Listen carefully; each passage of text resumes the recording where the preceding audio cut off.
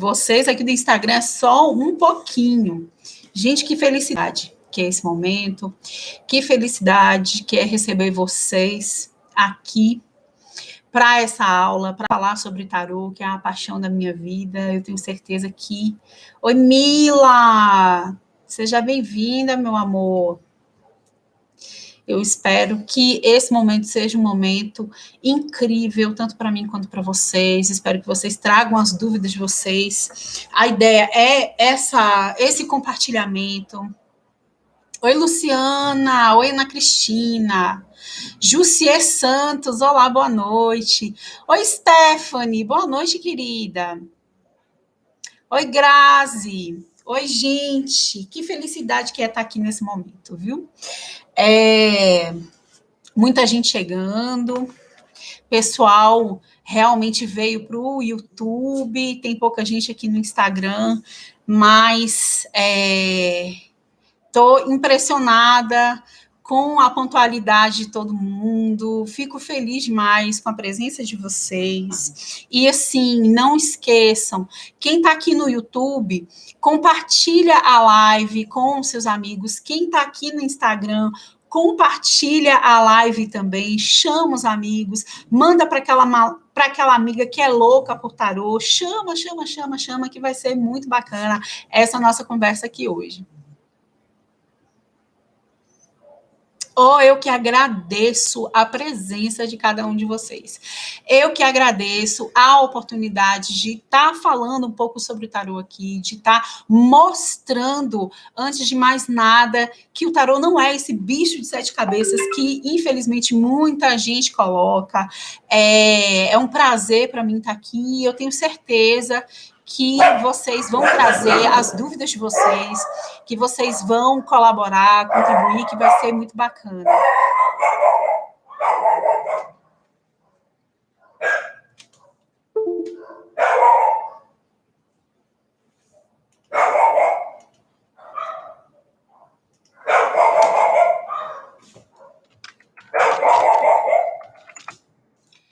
Deixa eu ver aqui. Mila, gratidão, Flor. Pouca gente sabe que eu jogava tarô há tanto tempo, poucas pessoas, eu não divulgava, isso vai ser um assunto também para a gente discutir, não sei se aqui, mas no curso, eu tinha muita vergonha, vocês não têm ideia de quanta vergonha que eu tinha de aparecer, quanta vergonha que eu tinha de estar aqui mostrando a cara nos stories, e fui perdendo, fui me libertando disso, me libertando da necessidade de aprovação das outras pessoas.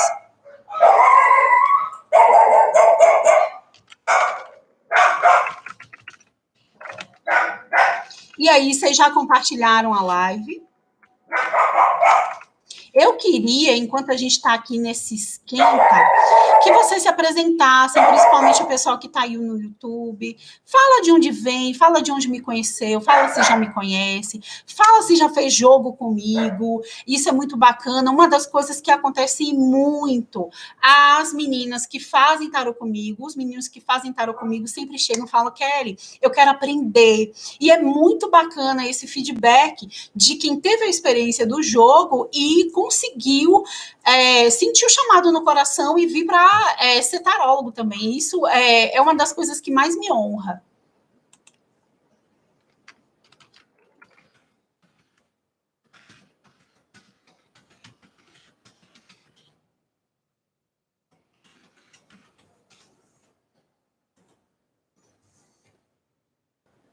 Stephanie.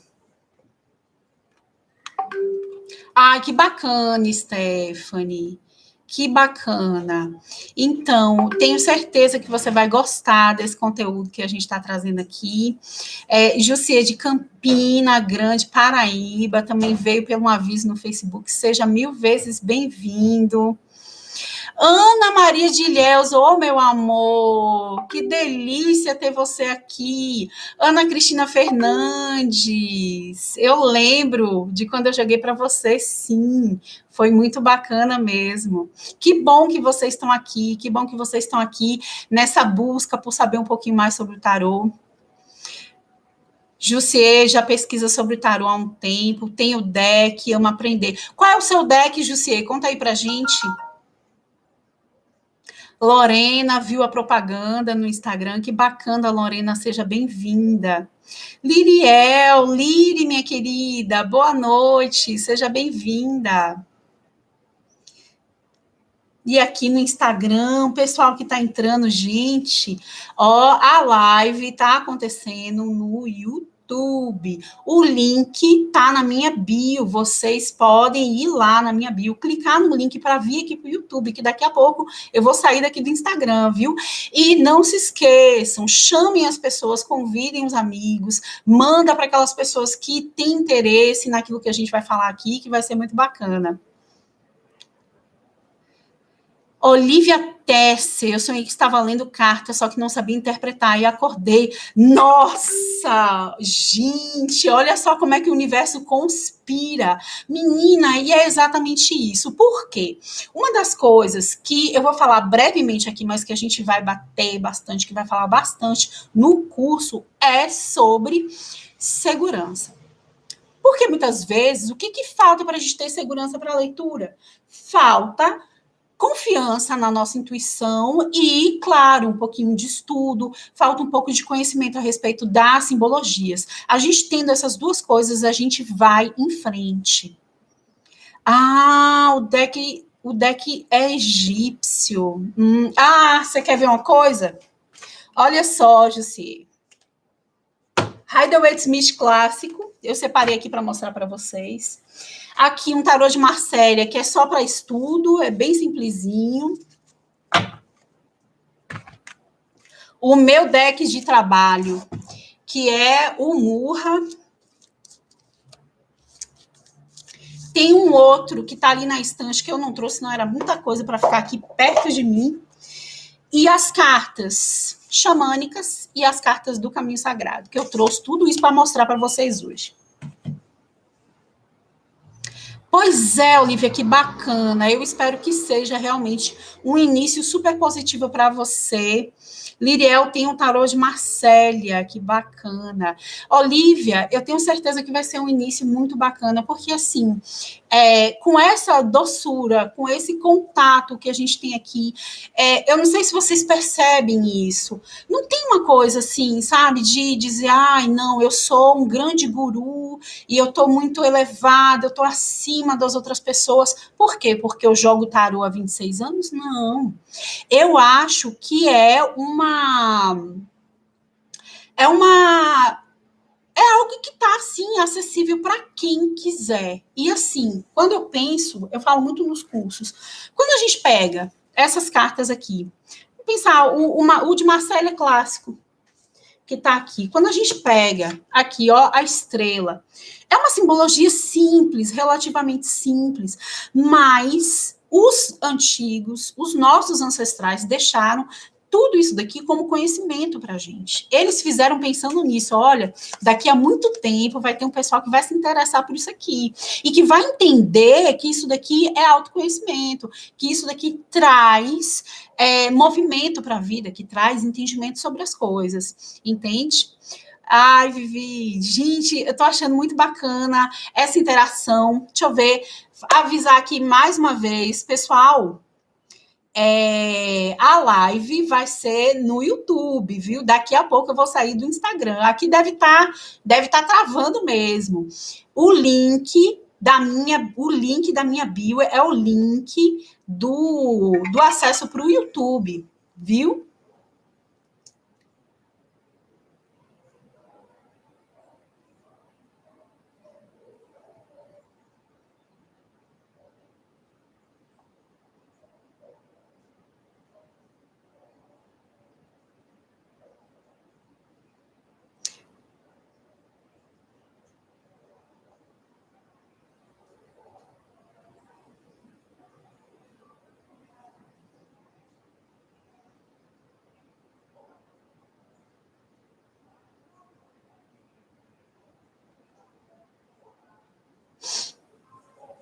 Como se chama as cartas do tarot terapêutico, Stephanie? O tarot terapêutico, ele é feito com essas cartas aqui, ó, as mesmas cartas.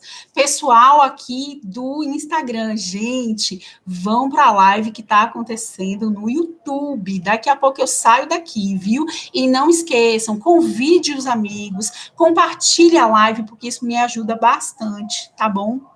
Então, Stephanie, a leitura, o que diferencia o tarô terapêutico de um tarô comum é apenas a leitura. Eu vou pegar uma carta aqui e dar um exemplo. Sim, o arcano. Deixa eu ver um aqui que fique bem facilzinho da gente entender isso. Por exemplo, aqui. Esse daqui é o 9. Deixa eu ver se eu consigo aqui. Acho que dá para ver minimamente. Esse daqui é um 9 de espadas. Um 9 de espadas é uma carta que, num tarô adivinhatório, ele vai ser visto da seguinte maneira. É uma carta que vai falar sobre decepções, sobre desavenças, sobre problemas de ordem de relação com outras pessoas. Ponto. No tarot terapêutico, a gente não faz essa análise. A gente olha para essa carta aqui e entende que essa carta está falando sobre um processo de sofrimento mental que muitas vezes vem de etapas anteriores da vida. É uma carta que fala sobre muito sentimento de culpa, ou seja, não é apenas o problema que a pessoa está passando, e sim a sensação ruim que ela tem diante desse problema. Porque, assim, isso é futurologia. Quando a gente fala do futuro, ó, vai acontecer isso na sua vida. A gente está falando de futurologia. Mais uma vez, para o pessoal que está aqui no Instagram, a gente corre para o YouTube. O link do YouTube está na minha bio. É só ir lá clicar que vocês vêm para cá. Daqui a pouco eu vou sair daqui. E compartilha a live.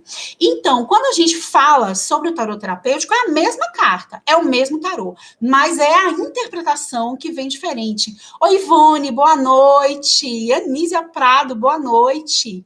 É minha irmãzinha? Vixe, beijo no coração. Tá faltando Maria aí na frente.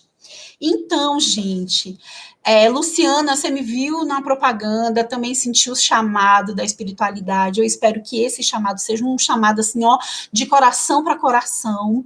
E assim, vamos começar a falar um pouco sobre o que a gente veio falar aqui hoje. Eu vou começar, como eu perguntei para vocês inicialmente, de onde vocês são, se vocês me conhecem. Algumas pessoas aí já fizeram jogo comigo, outras pessoas me conheceram através do Instagram ou do Facebook. Sejam 1000 vezes bem-vindos e bem-vindas. Giovana, seja bem-vinda.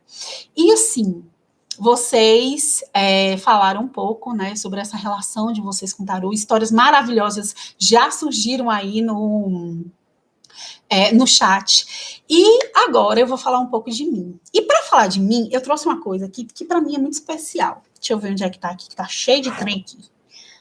Tá ali.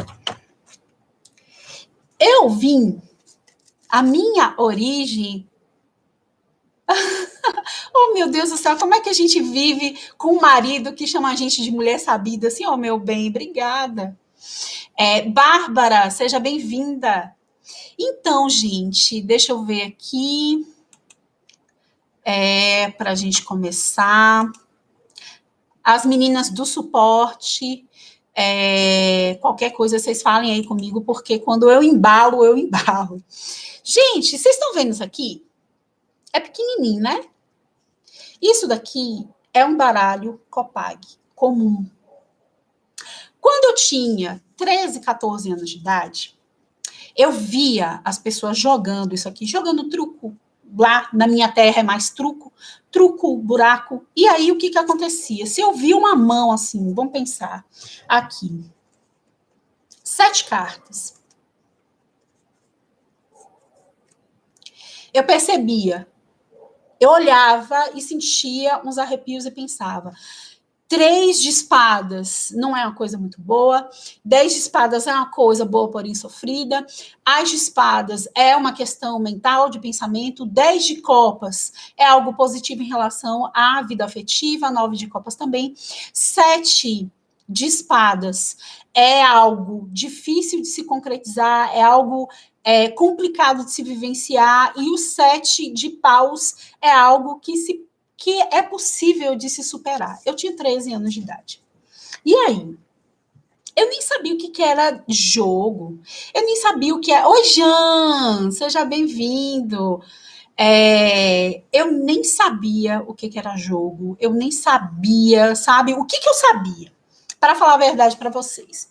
Minha irmã, que tá aí, ela sabe. O que a gente ouvia falar disso? Que tinha cigana no meio da rua, que a gente tinha que tomar muito cuidado com as ciganas. Eu lembro, minha irmã deve lembrar, que tanto ela quanto a minha outra irmã sempre falavam que quando eu visse uma cigana, que eu tinha que fechar a mão para não deixar ela ler minha sorte. E aí, alguma coisa assim dentro de mim, talvez um DNA assim, muito cigano, ficasse perguntando, por que isso? De onde vem isso? Mas eu não entendia, mas era aquelas coisas que passam desapercebida. Mas, quando começou a minha relação com as cartas, aí foi ficando um pouco diferente. Pessoal do YouTube, pessoal do Instagram, mais uma vez, corram para a live no YouTube, porque daqui a pouco eu vou sair daqui, viu, pessoas? Compartilhem a live no Instagram de vocês, chamem os amigos, que isso me ajuda bastante, viu? Gente, aí eu comecei a ter essas intuições muito fortes a respeito do significado das cartas. Isso me assustou demais. Oi, Naldo, seja bem-vindo, boa noite. Isso me assustou. E aí eu ficava assim, falava, gente, mas o que é isso mesmo? E minha família, extremamente católica. Gente, vocês não têm noção. Eu vou falar uma coisa que aconteceu, assim, já passou um certo tempo, eu peguei um baralho desse aqui, peguei um baralho desse e comecei a aprender. Comecei a desenvolver os meus métodos, porque há quase 30 anos atrás não existia internet, então a gente não tinha como pesquisar nada. Então, alguns jogos que eu aprendi foi como outras pessoas jogando para mim e criando os meus jogos. Eu olhava para um tabuleiro, por exemplo, o jogo, quem já fez o jogo de relacionamento comigo? Aquele jogo foi criado da seguinte maneira: o que eu preciso saber a respeito de um relacionamento. E assim, isso é que é muito interessante, as pessoas que jogam comigo, elas percebem isso. A depender da demanda que a pessoa traz, eu modifico o jogo. Se ela quer saber uma coisa específica ali sobre o relacionamento ou sobre uma questão financeira, eu pergunto, o que você quer saber? Eu quero saber se essa pessoa tem uma vinculação comigo ou não. Eu acrescento aquela carta. E assim, os jogos, eles são feitos para cada pessoa. Existe um padrão? Existe. Mas esse padrão, ele é sempre mutável a depender da necessidade da pessoa. Quando eu iniciei isso aqui que vocês estão vendo, eu peguei um baralho desse. E aí, eu com 14 anos, eu tinha um altar, minha família ficava horrorizada, vocês têm noção, minha irmã tá aí, ela conta. Eu tinha um altar onde eu tinha o meu baralho, eu tinha os meus incensos, eu tinha as minhas pedras. E isso assim, com 14 anos. E o povo da minha família achava aquilo assim, um fim de carreira, um absurdo. Aí um dia, eu acho que nisso já tinha uns 2 anos que eu já jogava, mas assim, eu não conseguia, e isso é uma das coisas que a gente vai conversar, eu não conseguia cobrar. Eu tinha uma trava enorme na cobrança. Por quê? Porque eu não conseguia me ver enquanto profissional do tarô. Eu tinha uma série de travas, uma série de crenças limitantes. Eu não conseguia cobrar. Então, eu jogava para os amigos dos amigos, para os amigos dos amigos dos amigos, e assim. Até que um dia, esse dia foi triste, viu? Meu pai chegou em casa. E aí a gente, nessa época, morava numa cidade relativamente pequena. Meu pai chegou em casa cabisbaixo, todo triste. E virou para mim, com toda a carga dramática que ele conseguia, e falou: eu estou tão triste. Eu falei, por quê? Ele, porque os meus amigos estão dizendo que eu sou pai de uma cartomante, de uma cigana. Aí eu fiquei assim, eu parei e pensei. Aí eu fiquei assim com pena de meu pai, sabe? Eu falei, mas pai, aí a gente tenta falar coisas que fazem sentido para a gente, mas às vezes para a pessoa não faz. Por exemplo, eu tentei falar para ele, pai, não liga porque as pessoas estão dizendo, mas assim, para ele era uma coisa muito complicada. Ele tinha que ligar. E aí, assim, aquilo doeu, machucou muito, assim, porque eu não queria que meu pai vivenciasse esse tipo de coisa. Eu tô vendo muita gente falando aí que tem trava sobre cobrança. Meninas, a gente vai desmontar essa trava. Eu vou falar sobre muita coisa a respeito dessa trava, que é uma trava muito histórica. A gente não tem consciência de como essa trava a respeito da cobrança é uma trava histórica. Por quê? A nossa história espiritual, enquanto brasileiros, trava a gente nesse sentido, e a gente vai falar sobre isso. E aí, eu fui crescendo, aprendendo outros jogos, tendo contato com alguns cursos, isso já adulta mesmo, cursos, livros, aqui ó, um maravilhoso, dentre vários. E aí eu fui entendendo que aquilo ali era um processo muito relacionado com minha vida. Aquilo ali fazia muito sentido para aquilo que eu queria viver. Não sei se vocês percebem, eu sou adepta da Umbanda e do xamanismo. Dentro do xamanismo, a minha linha de cura é o dom da palavra. Então, o tarô, ele é o meio para eu desenvolver o meu dom, que é o dom de cura através da palavra. Então, eu já tive durante muito tempo essa ideia de que eu não conseguiria, por exemplo,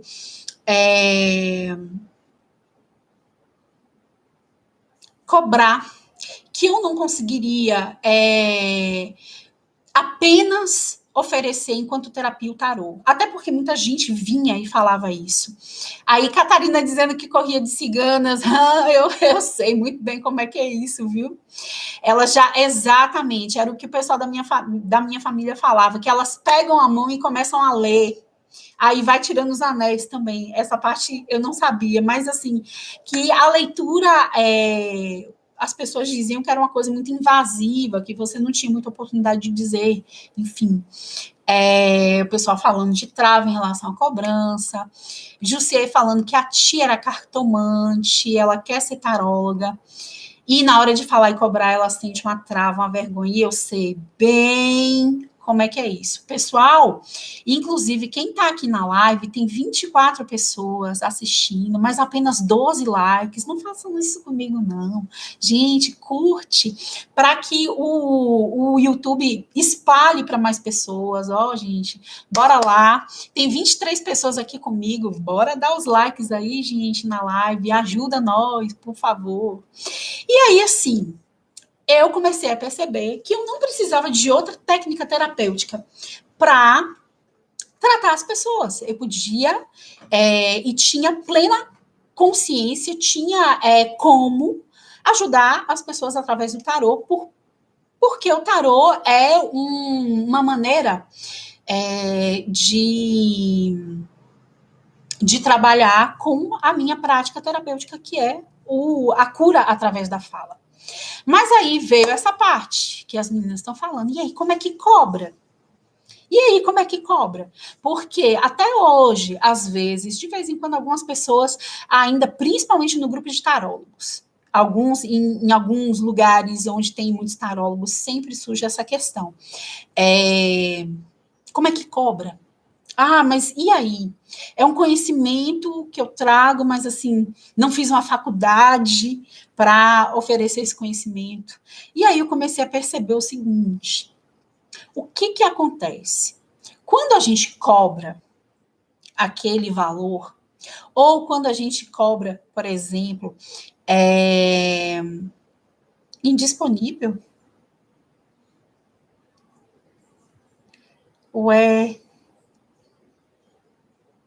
meninas, Dê um clique no link da bio para ver se está indisponível mesmo. Qualquer coisa, eu coloco outro, não sei se foi alguma coisa na hora de copiar e colar, mas enfim, vamos continuar aqui. O que eu comecei a perceber? Já aconteceu, como uma pessoa fala aí, de eu jogar e ficar 4 horas. Já aconteceu aqui em casa de eu receber uma pessoa que ela teve uma catarse tão forte que foram 5 horas ao longo de uma manhã inteira com essa pessoa, cuidando dessa pessoa. E aí eu parei e pensei, se essa pessoa pode me abençoar com os valores que ela tiver, ou se não tiver valores, se ela pode me abençoar com o serviço, por que a gente não pode fazer uma troca energética? Por que ela não pode me abençoar, sei lá, trocando um serviço, se ela é uma outra terapeuta, a gente faz uma troca de terapias. Se eu ainda não me sinto bem em cobrar, uma coisa que eu falo muito com os meus alunos, pede para a pessoa doar uma cesta básica, pede para essa pessoa fazer uma doação de fralda geriátrica no abrigo para idosos. Alguma coisa é importante que essa pessoa devolva para o universo aquilo que ela está recebendo. Às vezes, a gente tem muita trava nesse sentido de entender que, sim, é necessário a gente devolver para o universo aquilo que a gente recebe. Stephanie perguntou, então, tarot terapêutico, ele não fala muito da vida, e sim dos sentimentos do que ela está pensando, do que ela está passando. Então, é aí que tá. Na verdade, eu só corrigiria a sua frase assim, ela não fala de fatos, entende? Ela não fala de coisas que vão acontecer. Vai acontecer tal coisa na sua vida. O tarot terapêutico, ele não fala disso. Ele fala sobre momentos de comportamentos. Por exemplo, quando sai uma carta tipo o 5 de espadas, que é uma carta que fala de dificuldades de lidar com outras pessoas, principalmente dificuldades relacionadas a maledicência, a fofoca, a intriga. Eu não falo para a pessoa assim, olha, vai acontecer uma fofocaiada na sua vida. Não. Porque esse não é o objetivo do tarot terapêutico. Eu vou falar para essa pessoa que ela tem plenos poderes para lidar com essa situação. Eu vou falar, olha, tome cuidado, se reserve um pouco mais, não fale tanto da sua vida para outras pessoas, escolha direitinho quem são as pessoas que você pode confiar ou não. Por quê? Eu não estou dizendo para ela um futuro imutável que vai acontecer. Eu estou dizendo para ela, estou mostrando para ela que ela tem plenas ferramentas para lidar com aquilo que pode vir a acontecer ou não. E ela tem, inclusive, plenas ferramentas, possibilidades de modificar aquela tendência. Uma coisa que eu gosto de falar muito, tanto com aluno quanto com consulente. Gente, o tarô, ele vê tendências. Quais são as tendências para a vida daquela pessoa? Pois é, Vivi, eu sei como é que é isso. O que acontece? Eu não consigo cobrar, pois nem consigo acreditar que eu possa ser taróloga. Por que não, Sara? Por que não? Olha só, comigo, por que aconteceu dessa forma tão cedo? Por que aconteceu dessa forma assim tão impactante? Porque se não fosse desse jeito, não ia rolar. Porque eu tinha os mesmos preconceitos dos meus pais, porque eu tinha uma dificuldade muito grande de me colocar como algo que os meus pais contrariavam ou que desagradava os meus pais. Então, para mim ser taróloga teve que ser assim. Se não fosse assim, eu falo para vocês, não teria como. Se não fosse um dom que tivesse me pegado e me puxado, eu não teria sido. Por quê? Por conta dos meus preconceitos. E aí o que acontece? O que a gente faz com os nossos preconceitos? A gente vai eliminando, cortando, a gente vai modificando, a gente vai saindo da ideia das crenças limitantes.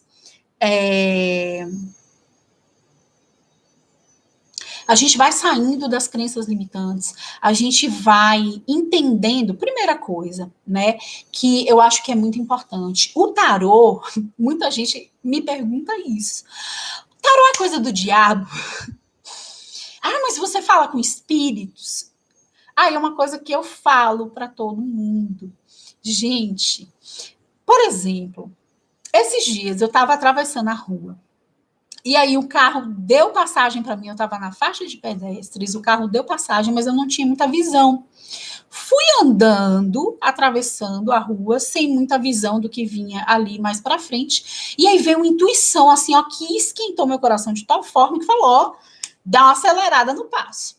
E eu obedeci, claro, dei uma acelerada no passo. Quando eu dei 2 passos para frente, veio uma moto assim, ó, que quase arrancou um pedaço das minhas costas. Passou assim, ó, voando. E se eu não tivesse escutado essa intuição, entende? Eu teria sido atropelada. E é isso que eu falo para vocês. A intuição que a gente utiliza nos jogos é a mesma intuição. Não existe uma voz falando na nossa cabeça. E outra coisa que a gente precisa desmistificar também: tarô não é coisa do diabo. Por quê? O que é o diabo? Primeiro, ele tem a carta do diabo lá? Tem. Mas uma das coisas que eu acho assim, que para mim foi interessantíssimo de aprender. O que significa a carta, o arcano 15, o diabo, no tarot terapêutico? Significa que o diabo somos nós, a nossa ignorância, a nossa arrogância, a nossa ambição desmedida e a nossa materialidade. Gente, quando você para e pensa que a nossa ancestralidade, os antigos, deixaram esse tipo de informação dentro do tarot pra gente, aí a gente olha lá e pensa, nossa, o diabo, ai que coisa horrível. Não, o diabo somos nós. O diabo são as nossas más tendências, a nossa cegueira em relação à vida espiritual. E aí, quando você aprende isso, ó, já limpa uma série de crenças limitantes que a gente tem. O tarô tem o diabo 15, mas não é dele. Eu sofri preconceito do meu marido quando eu decidi estudar sobre tarô. Hoje ele diminuiu, mas tem hora que ainda ri. Olha, eu não sofri preconceito, não, porque eu tenho um taurino, assim, ó, muito meio mão de vaca, ele tá aí, talvez ele faça algum comentário nesse sentido. Quando eu comecei a comprar os decks, que esse daqui foi 300, esse daqui foi baratinho, acho que foi R$ 50, esse daqui foi 90, tem um outro ali na estante que foi 270, ele falava, meu Deus, não vai parar com isso mais não, e ele não acreditava na potência financeira do tarô. E aí, hoje em dia, o que acontece? Hoje em dia, o tarô é a minha maior fonte de renda. O tarô, hoje, para mim, eu ainda me mantenho, eu sou funcionária pública ainda, mas eu ganho 2 vezes mais com o tarô do que eu ganho sendo funcionária pública, para vocês terem uma ideia. E aí, assim, esses preconceitos, eles vão diminuindo. Para Jussier falou sobre o marido. Sabe o que aconteceu aqui em casa uma vez? Um dia, eu não sei o que foi que me deu. Eu falei, menino, vem cá. Eu quero fazer um jogo para você. Ele ficou assustadíssimo.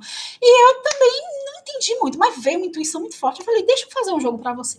Aí abri as cartas, aí vi lá, assim, uma tendência muito forte de problemas no trabalho com determinada pessoa. E aí, ele falou, não, mas não pode ser essa pessoa. Eu falei, é essa pessoa aí, tome cuidado, modifique a sua relação com essa pessoa para que não venha a ter mais problemas. Dito e feito. E aí, sim, ele passou a ter mais um carinho, um afeto pelo tarô. É uma coisa que ele não compreende, é uma coisa que ele não tem muito... Oh, meu bem, é verdade. Ainda bem que hoje em dia você sabe. Hoje em dia ele tem esse respeito. Ele entende que existe, sim, um cuidado da espiritualidade quando a gente faz os jogos. E aí, sim, vamos falar sobre as cartas. Esse daqui, muita gente me pergunta. Baralho Copag, de jogar buraco. Dá para jogar tarô? Sim. Esses aqui são os arcanos menores. Arcanos menores do tarô são isso aqui. Aí acontece, eu acho que mais ou menos no final do século XIV, que acontecem as junções, de aparecerem esses aqui junto com com os arcanos maiores. Mas vamos falar sobre os arcanos menores e maiores. Vamos começar com Tarô de Marcélia. Oi, Lipe, sua bênção, meu irmão. Que bom que você está aqui. Aqui, Tarô de Marcélia. Qual a diferença? Aqui. Esses são os arcanos. Esse daqui. Arcanos maiores. Deixa eu ver. Pronto. Arcanos maiores. E arcanos menores. Vamos ver a diferença. Parece muito com o jogo, com baralho e Copag, só que vamos dizer assim que ele é mais bonitinho. As cartinhas, isso daqui é um naipe de copas, é mais ajeitadinha, vocês estão vendo? Pois. Aí o que acontece? Vamos falar um pouquinho sobre as origens do tarô. Gente, eu vou falando que eu esqueço. As meninas me avisem sobre o horário de fechar a live do Instagram, viu? Porque senão eu esqueço aqui. E aí, assim, o que acontece? Vamos falar rapidamente sobre as 3 possibilidades, porque não existe um fechamento a respeito. Jussiele é Capricórnio zombador. Esse Fabiano que está falando aí, ele é um taurino zombador, a mesma coisa. Deixa eu ver. Jean perguntou alguma coisa e eu perdi. Eu tenho a pergunta. Pronto. Meu tambor, construí meu tambor, sim. Inclusive, fiz... Foram 1 ou 2? Gente, foi uma oficina de tambores. Isso, foi uma oficina de tambores que aconteceu no final de 2018. Ia ter 2020, mas não rolou por conta da Covid. E aí, assim, quais são as 3 hipóteses de surgimento do tarô? Hipóteses que alguns concordam, outros não. Alguns, por exemplo, dizem que o tarô ele surgiu no Egito. Existem alguns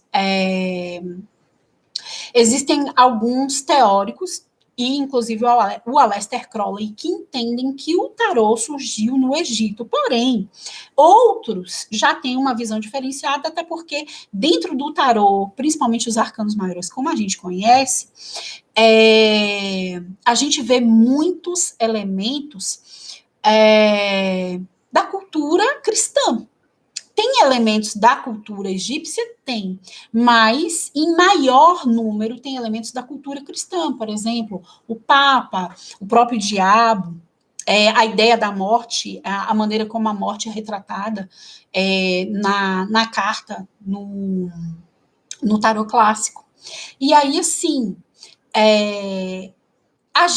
quem acredita que o tarô surgiu no Egito, entende que o tarô foi trazido por Thoth, que não se sabe se foi um humano ou se foi uma deidade. É uma coisa muito da mitologia egípcia, que ele trouxe o conteúdo do tarô e que foi aprimorado no Egito. Mas algumas linhas não acreditam nessa hipótese. Eu, particularmente, também não acredito. Outra hipótese é que os ciganos tenham criado as cartas, que algumas pessoas não acreditam nessa hipótese. Sim, Vivi está me lembrando aqui. Gente, vocês que estão aqui, façam um favor para mim. Clica ou printa a live, quem está pelo celular, dá um print na live. Ou quem está no computador, tira uma fotinha e aí bota nos stories do Instagram. O que vocês acham, hein? Façam isso por mim. Me marca lá que eu quero ver quem participou, eu quero ver esse conhecimento rodando. E não se esqueçam de chamar as pessoas. Aí no YouTube tem como compartilhar a live. Eu fico muito feliz se vocês fizerem isso. Gente, aí tem essa hipótese dos ciganos. Eu concordo com o entendimento de que os ciganos, eles popularizaram o tarô, tanto arcanos menores quanto maiores, mas eu não tenho não sinto que foram eles que criaram as cartas. Existe uma terceira hipótese que está muito relacionada com o gnosticismo. Aqui eu estou falando bem rapidamente, tá, gente? Porque senão eu vou ficar aqui 4 horas e essa não é a intenção. Mas, assim, o cristianismo, a gente sabe que antes de surgir o cristianismo, a Igreja Católica Apostólica Romana, como a gente entende ela hoje, existiram outros, vamos pensar assim, outros nichos da Igreja Católica que não eram exatamente o que a gente conhece hoje. Dentre esses nichos, existia algumas igrejas ligadas ao gnosticismo, igrejas muito relacionadas com a cultura persa, com a cultura grega. E existem elementos que trazem indícios, a gente está falando de indícios, nada disso que eu estou falando aqui é historicamente comprovado, porque não se tem fontes reais para entender o surgimento do tarô. Mas existem indícios que dizem que pessoas ligadas às igrejas gnósticas e ao gnosticismo, que estava sendo profundamente perseguido ao longo do século II e III, que eles se juntaram em, tipo, um encontro eclesiástico e decidiram colocar algumas verdades secretas. Para mim, é uma jogada de mestre. Vamos colocar algumas verdades secretas em um objeto que pode ser usado como uma brincadeira, que vai se popularizar pelo mundo inteiro, mas que só aquelas pessoas iniciadas vão ter o acesso verdadeiro ao conteúdo que essas cartas trazem. Vocês têm ideia do que é isso? Pessoas que há inúmeros séculos atrás se reuniram para fazer isso aqui. Para deixar para a gente esse livro que a gente pode pensar que é quase uma Bíblia. Se a gente para e pensa na Jornada do Louco, por exemplo, tudo aquilo que o tarot traz mostrando as dificuldades da vida humana, inclusive como eu falei rapidamente sobre a carta do diabo aqui para a gente, é algo que tem uma consistência esotérica, de autoconhecimento muito grande. Catarina Dantas, eu sou meio empolgada para falar, sabe? Mas, assim, a ideia era ser uma hora e meia no máximo. Após o curso, posso comprar o baralho do tarot terapêutico? Então, Stephanie, é como eu estou te dizendo. Você quer jogar o baralho do tarot terapêutico? É qualquer um tarot que tenha 78 cartas. Por quê? Por exemplo, na internet, se você abrir agora a página da Simbólica ou da Saraiva, você vai achar uma infinidade de tarôs. Uma infinidade. Eu achava, por exemplo, né, Fabiana, que eu ia trabalhar com o Rider-Waite-Smith clássico, porque eu sou uma mulher clássica. Opa, aqui.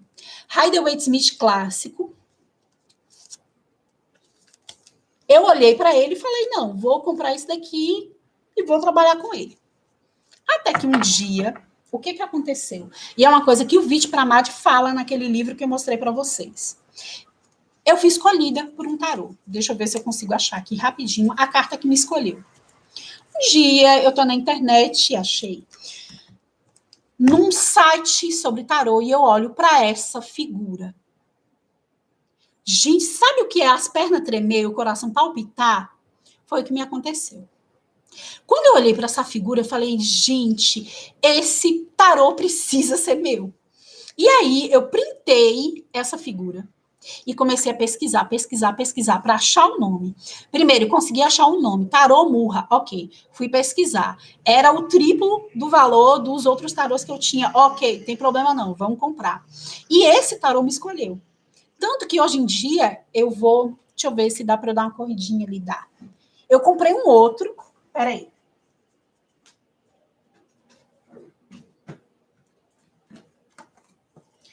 Gente, olha que lindeza esse aqui. Eu comprei achando que eu ia usar como tarô de trabalho. As cartas são enormes.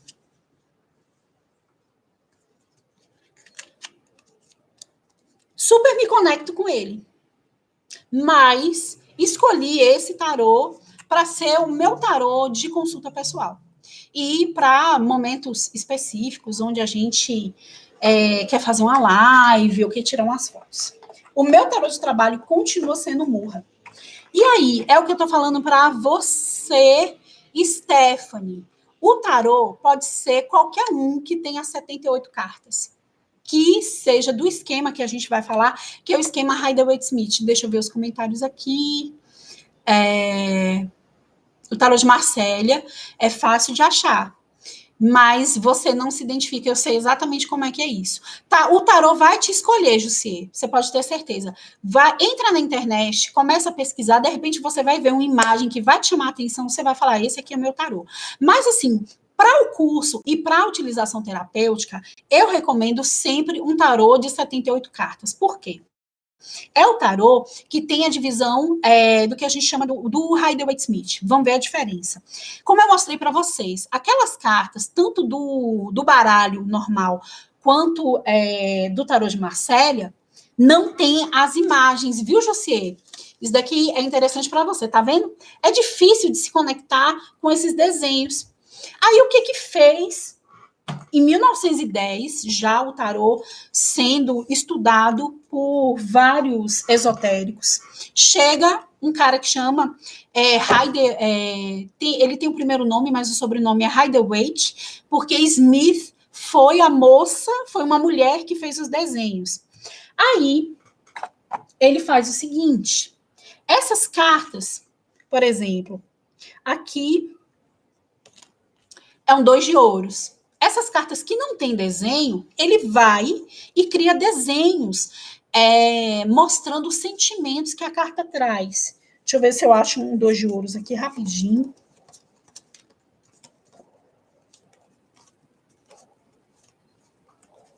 E aí, assim, enquanto, eu vou mostrando aqui para vocês, ele pegou cada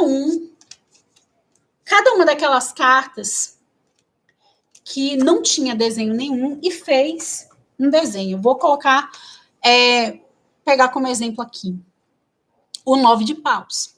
Reparem no 9 de paus. É um homem que tá com a cabeça enfaixada, ele tá machucado, ele tá segurando um pau assim, ó, sendo que tem vários outros ao redor dele. É exatamente o sentimento que o 9 de paus traz. É quando a gente não confia muito naquilo que a gente tem, quando a gente não confia muito naquilo que a gente traz, quando a gente não consegue perceber as ferramentas que estão ao nosso redor. Entende? Então, assim, ele cria as imagens que fica muito mais fácil para a gente se conectar com as cartas. E quando você tem um tarô, por exemplo, como o Musha, que é o que eu me identifico, e aí, de repente, deixa eu ver, um arcano menor aqui, ó, 4 de ouros. Além de eu me identificar com as figuras colocadas na carta, eu me identifico com as cores, com o desenho, com o traço, aí é meio caminho andado para você ter essa conexão espiritual com o tarô.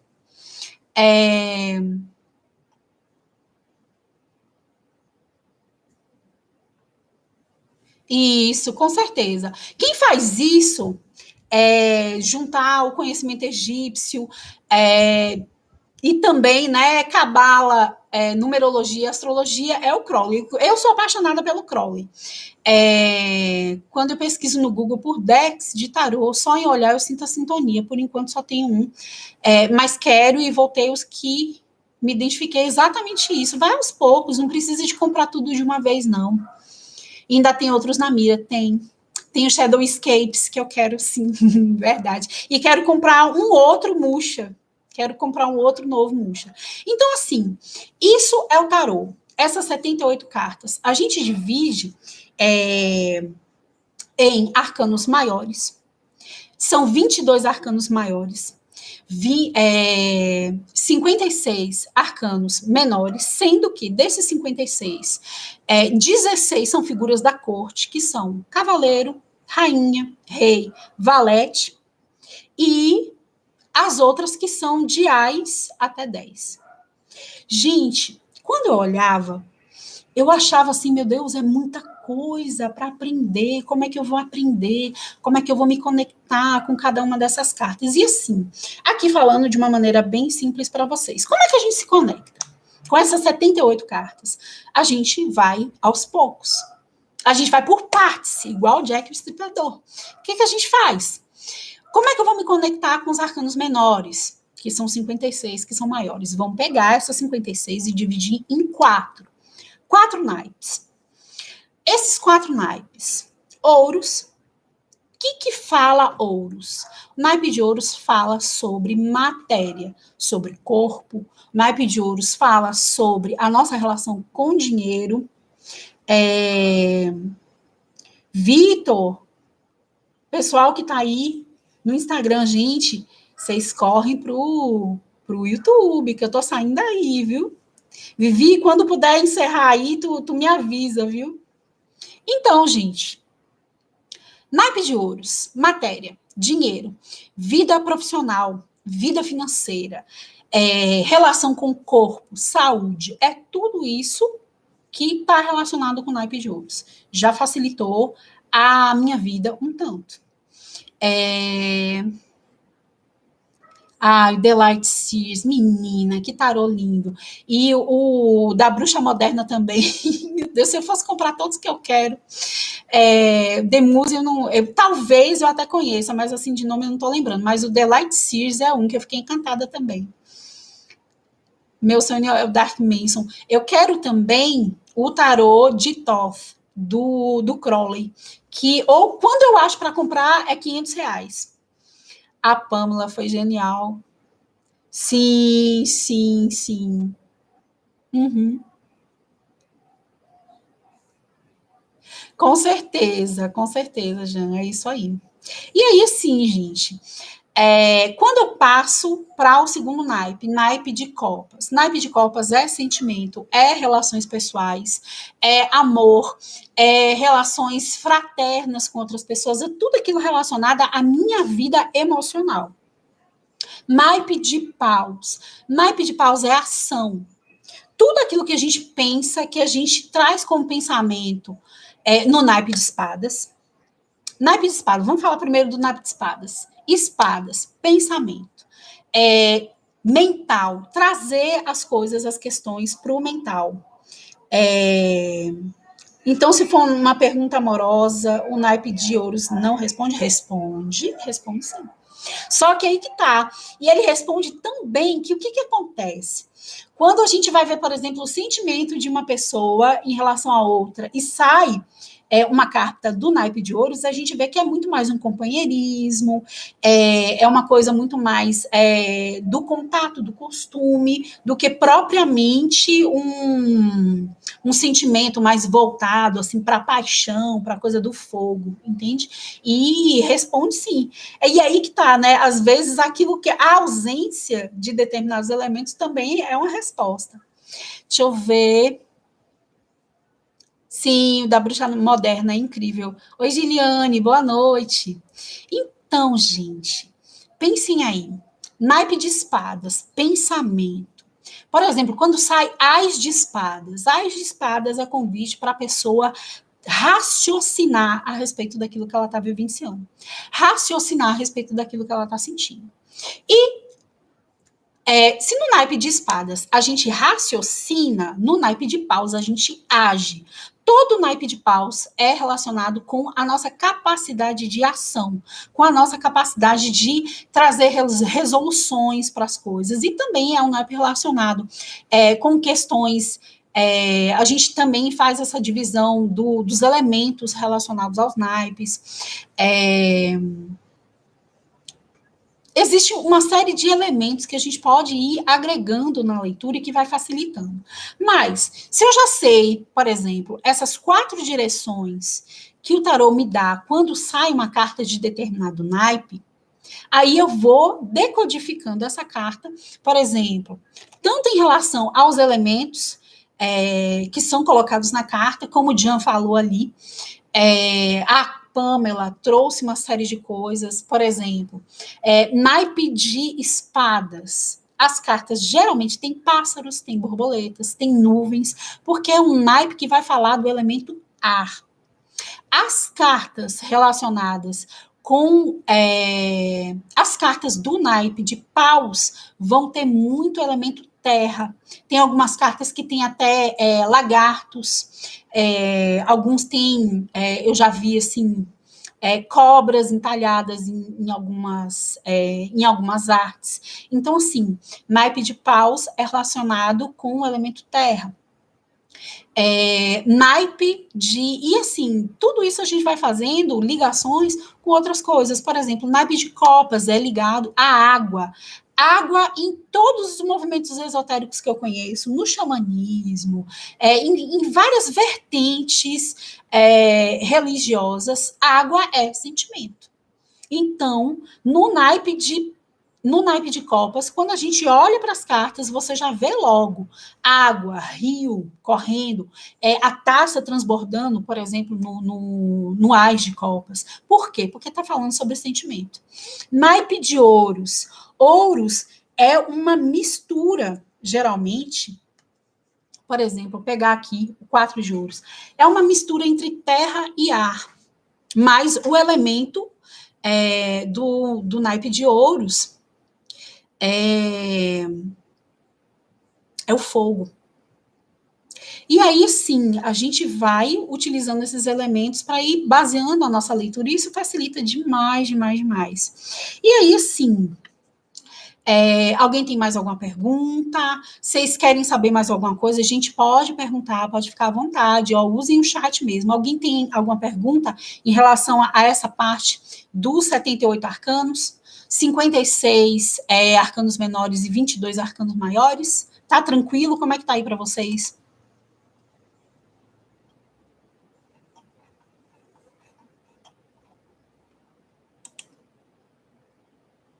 Tá tranquilo, né? Então, gente, vamos falar sobre a diferença entre tarô adivinhatório e tarô terapêutico. No início, eu falei um pouco sobre isso. Essa diferença, né? A gente pode ver essa diferença em todas as cartas. Pode fazer leitura misturando os dois tarôs diferentes ou o arcanos maiores e menores. 2 tarôs diferentes, eu já vi gente fazendo, mas assim, na verdade, por exemplo, a pessoa pega um tarô para falar sobre o consulente e o outro tarô para falar sobre o par da consulente, mas não assim, pegar os 2 tarôs, tipo assim, esse aqui e esse aqui e misturar, não. Mas você pode fazer um jogo com elementos de cada um dos tarôs, sim. Isso. Com 2 tarôs diferentes, sem misturar as cartas, você pode fazer, sim. Tem muita gente que faz. Eu fiz um jogo há um tempo atrás com uma pessoa que eu achei incrível, que ela fazia muito isso. Ela pegava vários tarôs diferentes e colocava vários elementos na mesa. Não misturando esses elementos, cada um representando uma coisa, mas é possível, sim. E aí, assim, gente, qual a grande diferença do divinatório e o terapêutico? Assim, até por dentro da minha metodologia, quem fizer o curso vai ter acesso a isso. Dentro da minha metodologia de leitura, eu não fico apenas naquilo que o Crowley trouxe, eu não fico apenas naquilo que o Kurt de Gebelin ou o Eliphas Levi trouxeram. Eu também trago como elementos de leitura conhecimentos a respeito da teoria do apego, do Bowlby, dos arquétipos do inconsciente coletivo do Jung e das constelações familiares do Bert Hellinger. Eu gosto muito da teoria das constelações familiares, inclusive, quando eu vou falar de tarô divinatório, eu lembro. Quem veio antes do tarô terapêutico? O tarô divinatório. Então, eu tenho todo o respeito do mundo, inclusive por tarólogos também que fazem o tarô adivinhatório, que gostam dessa linha. É uma linha que precisa e deve ser respeitada por nós que somos do tarô terapêutico. E aí, assim, dito isso, expondo o meu respeito ao tarô divinatório, a gente prossegue. Deixa eu só responder aqui. Tipo, usar um segundo tarô? Sim, com certeza. E, assim, às vezes, tá, e nem apenas para clarificar a primeira tiragem. Às vezes tem pessoas que, por exemplo, faz aqui 3 cartas para ver como é que é o sentimento da outra pessoa por você.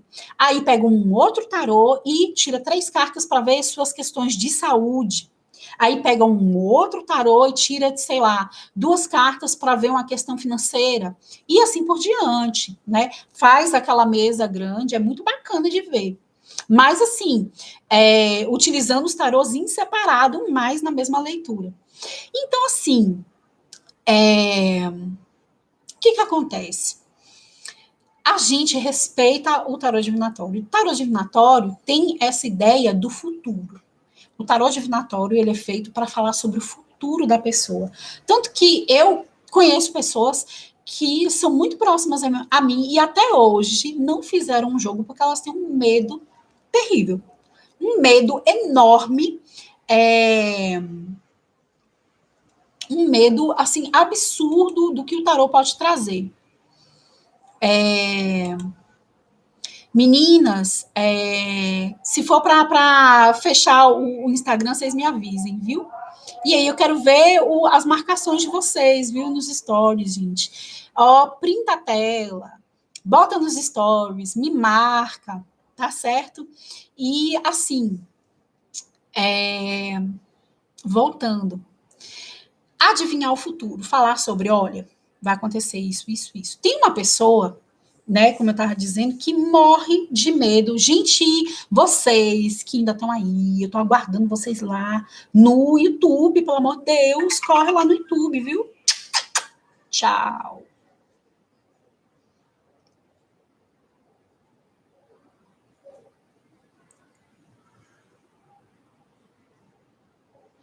Gente, então, agora estamos só nós aqui, eu e vocês aqui no YouTube, que maravilha. Então, o que acontece? Tem muita gente que acha que eu vou abrir o tarô, que eu vou ver acidente de carro, morte, que eu vou ver traição, né? Uma das coisas que mais me constrange é a pessoa, ai, não sei quem me trai. Eu falo, ai, gente, esse não é o objeto do tarô terapêutico. Eu posso te ajudar, eu posso falar como você se sentiria se isso acontecesse, mas ainda tem pessoas que trazem essas questões e a gente lida com tudo isso com muita tranquilidade. Mas o tarô adivinhatório, ele tem essa pegada do futuro, né? O que é o futuro? O que vai acontecer no meu futuro? O tarot terapêutico, não. O objeto do tarot terapêutico não é o futuro. Deixa eu ver. Então, podemos dizer que o tarot terapêutico é uma junção entre a leitura de cartas e conhecimento sobre teorias de cunho psicológica. Ai, meu Deus do céu, coisa mais linda. É exatamente isso. Por quê? A gente vai olhar por exemplo, um 9 de espadas, eu não vou perder tempo de pegar ele aqui, não, que é muito baralho, é muita coisa. O 9 de espadas que eu mostrei para vocês antes. Dentro do tarot terapêutico, o 9 de espadas é uma carta que já mostra sinais preocupantes de adoecimento mental, de adoecimento emocional mesmo. Né? Não vou falar mental, mas de adoecimento emocional. 9 de espadas é a carta onde a pessoa já está às beiras da depressão. Essa interpretação ela é muito diferente, por exemplo, do que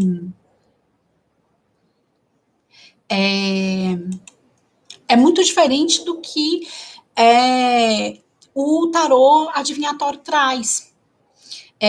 No tarô adivinhatório é uma coisa assim, não, vai acontecer isso, você vai passar por decepções, você vai se culpar por isso, isso, isso, isso. No tarô adivinhatório é muito assim, no terapêutico não. No terapêutico, a gente vai utilizar dessas teorias psicológicas para entender o que a carta está trazendo sobre o campo energético da pessoa. Quem já fez constelação familiar é muito parecido. O tarô também fala sempre o que acontece com a pessoa. Olha, Giliane, geralmente sim. Eu não sei, que eu sou muito abençoada para essas coisas, assim, sabe? Em outro momento, em alguma outra aula, eu conto para vocês um único problema com consulente que eu tive, que foi ano passado. Olha só, há 25 anos de tarô, só fui ter um problema com um consulente ano passado. Mas, geralmente, e o problema foi de ordem, assim, administrativa mesmo, não teve nada a ver com as leituras. Mas, assim, o tarô, ele faz o quê? Quando a gente pega o tarô e tá ali de frente àquela pessoa e vai fazer o jogo para aquela pessoa, a gente está acessando o campo energético daquela pessoa, com as dores e as delícias daquele campo. E aí, a gente, por isso que o tarô, ele traz essas tendências, né? A gente, dentro do tarô terapêutico, a gente fala sobre tendências. A gente não fala, porra, você vai bater o carro. Não, a gente fala, olha, tá aqui para você uma tendência muito grande à desatenção, uma tendência muito grande a acontecerem alguns acidentes, mas que você, se você se disciplinar, você pode modificar essa tendência. Pois é, tá, é desse jeito. E aí, o que acontece? O tarô, ele vai mostrando aquilo que tá ali e que muitas vezes a pessoa não vê. Muitas vezes acontece isso, a pessoa vem para mim para fazer o jogo e o jogo mostra para ela coisas que ela tava, tampando os olhos. E aí o tarô faz o que? Ele arranca as vendas da pessoa. Ela tem que ver aquilo. E aí o tarô mostra. Às vezes, por exemplo, é uma coisa que acontece muito. A pessoa que tem crenças limitantes a respeito de dinheiro. Às vezes o tarô mostra de tal forma que, assim, ela dificilmente ela vai conseguir levar algum negócio adiante porque ela já tem a crença de que não vai rolar, de que não vai dar certo. E às vezes o tarô mostra essa crença. Às vezes o tarô mostra que ela se cobra demais, que ela se culpa demais. Então, assim, é uma leitura que vai falar sobre a pessoa, sobre as dores da pessoa, sobre o histórico de sofrimento da pessoa a nível familiar, a nível de relacionamentos anteriores. E quando vem uma pessoa e sai cartas falando sobre o companheiro da pessoa, que pode ser falta de conexão, rapaz, eu acho assim, talvez, às vezes pode acontecer, de que a pessoa naquele momento, ela não esteja centrada nela. E às vezes, isso a gente precisa trazer para um entendimento maior esse tipo de coisa também. Por exemplo, se a pessoa vem buscar um tarô, e aí o jogo vai falar sobre o companheiro dela e não sobre ela, será que ela não está conectada demais a essa pessoa? Será que ela não está perdendo a essência dela? Por exemplo, vou contar uma coisa que aconteceu comigo há um tempo atrás, uns 2, 3 anos atrás. Eu fui fazer um mapa astral, lindíssima, maravilhosa, toda feliz. Eu não sei se foi pressa ou o que foi. Eu sei que na hora que veio o mapa astral, uns 15 dias depois, olhei e falei, ué, Áries, com ascendente em Áries? Eu achei o máximo. Eu falei, gente, eu sou uma ariana 2 vezes. Mas aí depois eu fiquei pensando, eu falei, eu já tinha feito outros, aqueles que a gente faz de internet, tinha dado que eu sou Áries com ascendente em touro. Quando eu olhei, eu tinha colocado no horário de nascimento o horário do meu esposo. Aí eu parei e falei, não, isso é um sinal para mim. Eu estou completamente conectada com a história dele, com as questões dele que eu estou esquecendo de mim, ao ponto de confundir a minha hora de nascimento com a dele. Então, assim, até isso é um elemento de leitura do campo da pessoa, entende? Então, assim, essa é a grande diferença. A gente vai ler o campo, a gente vai ler as dores da pessoa, a gente não vai ler os fatos que vão acontecer no futuro da pessoa. Claro, o que a gente faz hoje, enquanto tarô terapêutico, veio do tarô adivinhatório, com certeza. Mas são diferentes, mas não são um é superior, o outro é inferior, não tem nada disso.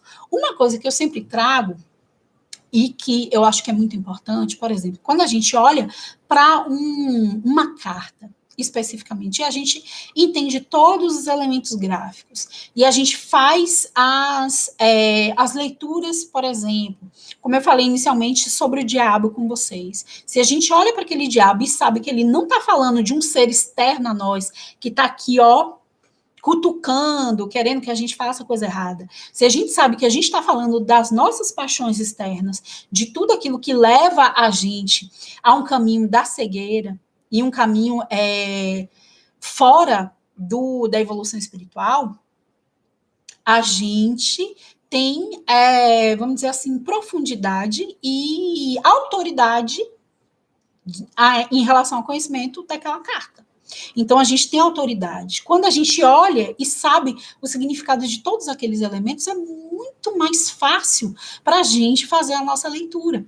Porque tem a nossa intuição também, a gente precisa levar em consideração essa intuição, mas a gente precisa também de saber os elementos. Por isso que é muito importante o curso, por isso que é muito importante essa didática fácil, simples. É um prazer para mim falar para vocês, gente, não é bicho de sete cabeças. Não é uma coisa assim, ó, do outro mundo. Não é uma coisa, ai, porque tem que ser um grande esotérico, ai, porque tem que ter isso, tem que ter aquilo. Ah, porque tem. Eu costumo dizer, tem que ter uma mediunidade extraterrestre. Não. É muito fácil, é muito simples e basta a gente se dedicar. Faz sentido, ela realmente, pois é isso, quando a gente tem esse olhar, que é o olhar terapêutico, até isso a gente vai compreender como, e assim, né, sem falar na questão do inconsciente, o inconsciente, ele mostra essas coisas, né? Se a pessoa, tipo eu, né, vai fazer uma pastral, em vez de colocar a própria hora de nascimento, coloca a do esposo, é o inconsciente mostrando que ali tem alguma coisa. Ele tá ali, ó, futucando para mostrar alguma coisa pra gente. Uma consulente queria ver a personalidade do novo namorado e caiu os dados do ex e ela achou a leitura errada. Mas eu percebi que a personalidade dos dois eram parecidas e isso, com certeza, isso acontece muito porque a gente não resolve as nossas questões anteriores e busca outra pessoa parecida ou praticamente igual àquela que a gente tinha antes. E quando a gente não faz essa análise, a gente vai passando desapercebido. Mas quando a gente para e olha e fala, epa, eles são todos iguais? Você não sabe o seu horário de nascimento, eu sei, tá vendo? Você nasceu às 6h50 da manhã. Mas é isso, gente. Essa é a diferença do adivinhatório e do terapêutico. A gente, às vezes, é muito difícil. Quando a gente entra nesse campo, falar por mim, só aconteceu uma vez, de uma pessoa, de uma maneira um pouco insistente, querer saber de uma herança. Ela queria que o tarô dissesse quando a herança ia sair. Eu falei, olha, eu não trabalho dessa forma. Eu posso falar, por exemplo, eu posso abrir um jogo para mostrar como é que essa herança está impactando positivamente ou negativamente na sua vida.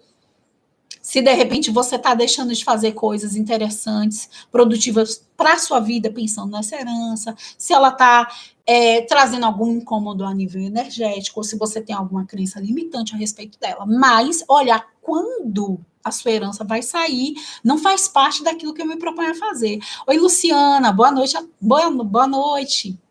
Então, gente, e aí? Deu para entender a diferença entre tarô terapêutico e tarô adivinhatório? O que vocês acham?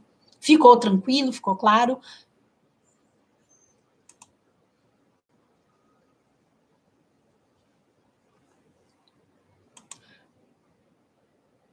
O que vocês acham? Vocês sentem essa diferença entre o tarô? Bárbara, gratidão. É fácil perceber essa diferença entre o trato terapêutico e o trato adivinhatório? Por quê? O que acontece muitas vezes? A gente acha o seguinte: isso acontece demais, quando a gente, por exemplo, tem um entendimento relacionado com tarô adivinhatório. Muitas vezes, o que é que acontece? A pessoa culpa